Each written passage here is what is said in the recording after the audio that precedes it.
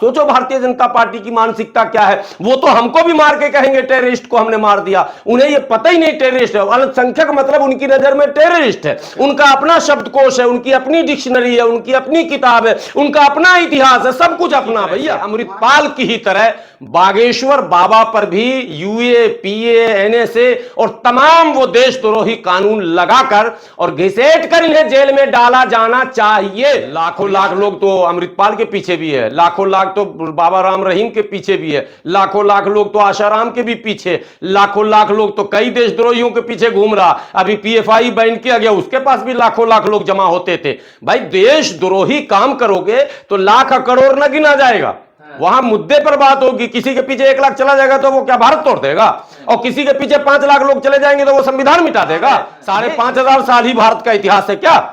आप आए 5,500 साल पहले और आप हमको पट्टी पढ़ा रहे हैं कि इस्लाम आया। रहे इस्लाम तो पूरी दुनिया में तेजी से आया, सबने स्वीकार किया। मुझे तो यह लग रहा है कि आप भी पढ़ोगे तो स्वीकार कर लोगे मोहन भागवत जी, और आपके लोग कर ही रहे लगातार। खराब कर रहे हैं वहां जाकर अमेरिका में, देश की सच्चाई बता रहे हैं अमेरिका में, और अमेरिका में राहुल गांधी तो अपने भारतीयों को बता रहे हैं। अमेरिकी संस्थाएं तो वहां बुकलेट छाप रही हैं और अखबारों में छाप रही है। आप देखिए ना रेटिंग में क्या हाल है। अमेरिका से प्रकाशित कई रिपोर्टों में बाकायदा बताया गया है मणिपुर में क्या हो रहा। कोई चर्चा कर रहा क्या?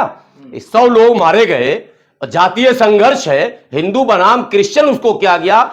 3-4 दिनों तक जब मणिपुर में हिंसा शुरू हुई तो एक चैनल है जिसने बाकायदा चलाया कि रोहिंग्या ये काम करवा रहा, रोहिंग्या वह मणिपुर के माहौल को खराब कर रहा। कितना बेतुका बयान, कितनी बेवकूफी और अहमकाना बयान। अरे भाई रोहिंग्या वो तो खुद भागा हुआ परेशान है, शरणार्थी है, उसकी क्या मजाल के वो एक स्टेट को इस तरह से उथल पुथल कर दे। अरे वहां तो कुकी और मैतेई के बीच पंगा है जिसको भारतीय जनता पार्टी ने और हवा दे दी, और वहां अल्पसंख्यक बनाम बहुसंख्यक एक अप्रत्यक्ष युद्ध है जिसमें सरकार शामिल है, और सरकार वहां के अल्पसंख्यकों के ऊपर हमले करवा रही है और उसे मार रही है और कह रही है कि हमने इनकाउंटर कर दिया टेररिस्ट का।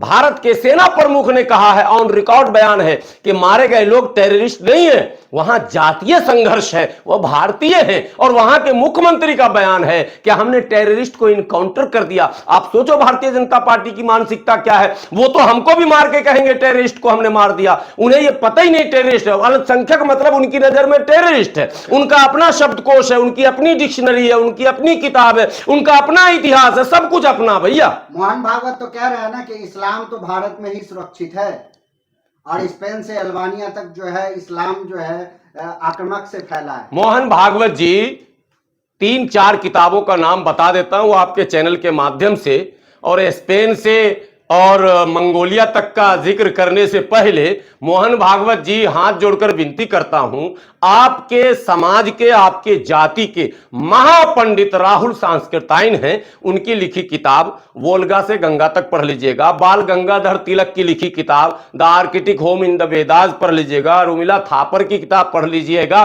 और पंडित जवाहरलाल नेहरू की भी पढ़ लीजिएगा अगर उन्हें आप पंडित समझते हैं तो। उन्होंने भी अपनी किताब में बाकायदा ये लिख रखा, इन तमाम लोगों ने 150 ऐसी किताबें हैं जिनके लेखक भी ब्राह्मण हैं, और उसमें यह लिखा हुआ है कि आर्यंस 5,500 साल पहले भारत आए थे, आक्रमणकारी हैं आर्यंस, और आर्यंस ने यहां के कल्चर को तहस नहस कर दिया, हड़प्पा की पूरी संस्कृति को बर्बाद कर दिया, यहां के मूल निवासियों और आदिवासियों को मारा पीटा और उन्हें अछूत और उन्हें क्या कहते हैं राक्षस कहकर संबोधित किया। और ये हमको पाठ पढ़ा रहे हैं। 5,500 साल ही भारत का इतिहास है क्या? आप आए 5,500 साल पहले और आप हमको पट्टी पढ़ा रहे हैं कि इस्लाम आया। रहे इस्लाम तो पूरी दुनिया में तेजी से आया, सबने स्वीकार किया। मुझे तो यह लग रहा है कि आप भी पढ़ोगे तो स्वीकार कर लोगे मोहन भागवत जी, और आपके लोग कर ही रहे लगातार। इस्लाम कबूल करेंगे, मोहन भागवत भी करेंगे इस्लाम कबूल अगर पढ़ लेंगे समझ लेंगे तो, लेकिन उनकी मजबूरी इतने बड़े पद पर है कि पद खोना पड़ जाएगा। अब लोग पद खोना नहीं चाहता है, इसलिए वो इस्लाम की सच्चाई जानते हुए भी मजबूरी है नहीं बोल सकते। उन्हें पता है इस्लाम की सच्चाई। और वो जो स्पेन का बार बार जिक्र करते हैं, और उन्होंने ये कहा कि दुनिया में यहूदियों को किसी ने शरण नहीं दिया, हमने दिया। पारसियों को किसी ने शरण नहीं दिया, हमने दिया। अरे आर्यंस को हमने शरण दिया, वरना आर्यन से यहां स्थापित कैसे हो पाते? हम यहाँ के मूल निवासी है, हमारे पूर्वज कुछ भी आस्था रखते थे, प्रकृति की पूजा करते होंगे, बौद्ध धर्म में होंगे, जैन धर्म में होंगे, किसी धर्म में होंगे, लेकिन अल्हम्दुलिल्लाह उन्होंने इस्लाम को कबूल किया और वहां से हम लोग लगातार है। तो हमें लग रहा है ये इस्लाम तो लोग लगातार कबूल कर रहे हैं। अभी भी इस दौर में जहां लोग इस्लाम पर चारों तरफ से हमले कर रहे हैं, वहां रोज आप खबर सुनेंगे। अभी भोपाल की खबर आपने नहीं सुनी क्या? लगातार सरकार धरपकड़ कर रही है। उस प्रोफेसर की खबर सुनी जो खुद भी इस्लाम कबूल किया, उसकी बीवी भी इस्लाम कबूल की, उसके एक दोस्त को मीडिया वाले ने पकड़ा। उसके दोस्त ने कहा कि मस्जिद तो हम भी चले गए थे भैया, और इस्लाम तो हमको भी पसंद है, लेकिन मेरे पिता ने कहा कि तुम्हें चुनना पड़ेगा बाप और इस्लाम में, दो चीज, या तो बाप को चुनो या इस्लाम को। बोला मेरी मजबूरी थी, मैं मजबूर हो गया, इसलिए मैं लौट गया। मतलब उसके भी दिल में इस्लाम अभी है। तो इस्लाम तो ऐसे फैल रहा, आप चिल्लाओ, आप हंगामा करो। अगर सब एक चीज बताइए कि संवैधानिक राष्ट्र में ये हिंदू राष्ट्र की मांग कहां तक सही है? ये अपराध की श्रेणी में आता है कि नहीं आता? 100% यही तो मैं बता रहा हूं, 100% अपराध की श्रेणी में है। जिस तरह से क्या कहते हैं, वो पंजाब में खालिस्तान की मांग करने वाला वो जो लड़का था जो अभी जेल गया, अमृतपाल की जिस तरह से गिरफ्तारी हुई, जिस तरह से कश्मीरी चरमपंथियों को कैद किया जा रहा है, भारत के खिलाफ अलगाववादी बात करने के जुर्म में, जिस तरह से नक्सलियों पर कार्रवाई की जा रही है, जिस तरह से पूर्वोत्तर के राज्य में जो लोग क्या कहते हैं चाइना या किसी का समर्थन करते हुए दिखते हैं और उन पर कार्रवाई होती है, ठीक इसी तरह से अमृतपाल की ही तरह बागेश्वर बाबा पर भी यूए, पीए, एनएसए और तमाम वो देशद्रोही कानून लगाकर और घिसेट कर इन्हें जेल में डाला जाना चाहिए।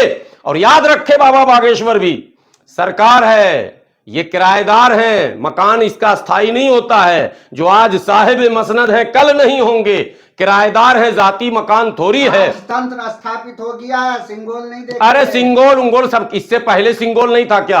आप फिर याद दिला दे रहे हैं। भारत के हिंदुओं को यह भी पता नहीं, सिंगोल रखा हुआ था प्रयागराज में, प्रयागराज के म्यूजियम में था। और भारत में जो हिंदू हैं वो कहते हैं कि हमारे धर्म का प्रतीक यानी मेन जो है वो अयोध्या राम जी की जन्मभूमि, ये हिंदू कहते हैं, मथुरा कृष्ण जी की जन्मभूमि, और काशी जो है वो हर हर महादेव महादेव की भूमि है। तो भैया न काशी के संत, न अयोध्या के संत, न मथुरा के संत, न प्रयागराज के संत आ गए कहां से? हट्टे कट्ठे मुट्टे पूरा चार्टर विमान भर के आ गए तमिलनाडु से संत। अब बताओ, सेंगोल तो रखा हुआ था प्रयागराज के म्यूजियम में, तो तमिलनाडु वाले संत के हत्थे कैसे चढ़ गया भैया? इसका मतलब सरकार चुप्पे से ले आई थी। सेंगोल जो स्थापित उस दिन किया गया है, उत्तर भारत के सारे संतों का बहुत बड़ा अपमान हुआ है। उन संतों को पूछा ही नहीं गया। राम के नगरी मन जो इतना बड़ा मसला है अयोध्या, वहां के एक संत भी नहीं, कृष्ण की नगरी मथुरा से एक संत भी नहीं, और काशी जो कि कहा जाता है एक बहुत बड़ा पीठ है, एक भी संत। बाबा बागेश्वर धाम पे कह रहे हैं कि देशद्रोही का मुकदमा होना चाहिए, लेकिन लाखों लाख लोग उनके समर्थन में आ रहे हैं। लाखों लाख लोग तो अमृतपाल के पीछे भी है, लाखों लाख तो बाबा राम रहीम के पीछे भी है, लाखों लाख लोग तो आशाराम के भी पीछे, लाखों लाख लोग तो कई देशद्रोहियों के पीछे घूम रहा। अभी पीएफआई बैन किया गया, उसके पास भी लाखों लाख लोग जमा होते थे। भाई देशद्रोही काम करोगे तो लाख करोड़ न गिना जाएगा, वहां मुद्दे पर बात होगी। किसी के पीछे 1 लाख चला जाएगा तो वो क्या भारत तोड़ देगा? और किसी के पीछे 5 लाख लोग चले जाएंगे तो वो संविधान मिटा देगा? ये 5 लाख का देश है क्या? ये 125 करोड़ की आबादी है। और यहां हिंदू, मुस्लिम, सिख, ईसाई, जैन, पारसी, आस्तिक, नास्तिक बहुत बड़ी आबादी है। जो धर्म में भी बिलीव नहीं करती है उसकी भी आबादी करोड़ों में यहां है, जो किसी धर्म को नहीं मानती। तो आप क्या करेंगे? केंद्रीय मंत्री आरती उतारते हैं उनकी, बागेश्वर बाबा। नहीं, वो तो अरे उनके पास काम ही नहीं है। जब तक सत्ता में वो है वो आरती उतारेंगे, पाकिस्तान का वीजा देंगे। उनसे काम पूछो। जो केंद्रीय मंत्री आरती उतारते हैं वो हमारे यहाँ के सांसद हैं गिरिराज सिंह। उनके पास पूछोगे आपने बेगूसराय में काम क्या कराया, एक पत्थर न कहीं मिलेगा गिरिराज सिंह के नाम का। हफ्ता वसूली इनके लोग कर रहे हैं बेगूसराय में। इंतजार कीजिए, आ ही रहा वक्त, अब ज्यादा लंबा नहीं है, बहुत इंतजार हो गया।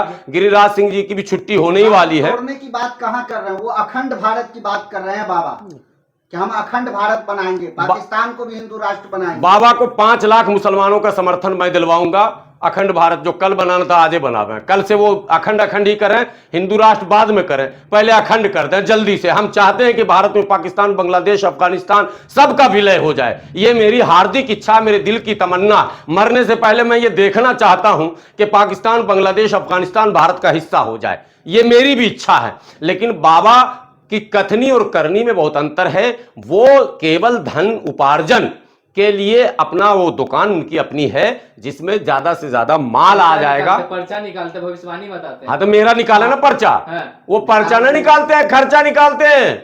और रोज अपना खर्चा निकाल रहे हैं। पर्चा, मैं तो टीवी चैनल में मैंने उनको चैलेंज किया था कि एक पर्चा जरा मेरा निकाल के बताओ कि मेरा भविष्य क्या होगा।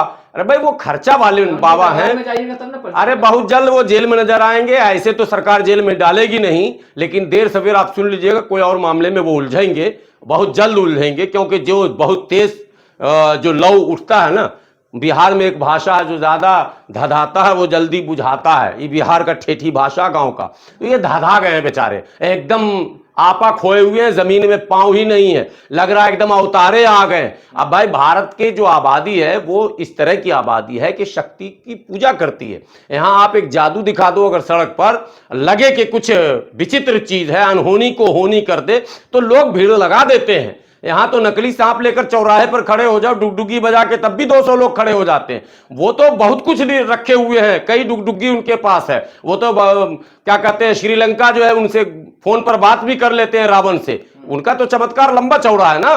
तो वहां वो बाबा जो है पर्चा नहीं निकाल रहे हैं, वो टोटल अपना खर्चा निकाल रहे हैं। जब खर्चा बढ़ेगा ईडी सीबीआई के रेडार पर आएंगे, और भी कुछ मामले होंगे, जरूर होंगे, क्योंकि ऐसे लोगों के साथ होते ही हैं। और आप लोग भी देखेंगे, घबराने की कोई जरूरत नहीं। इब्तिदाए इश्क में रोता है क्या, आगे आगे देखिए होता है क्या। बहुत बहुत धन्यवाद।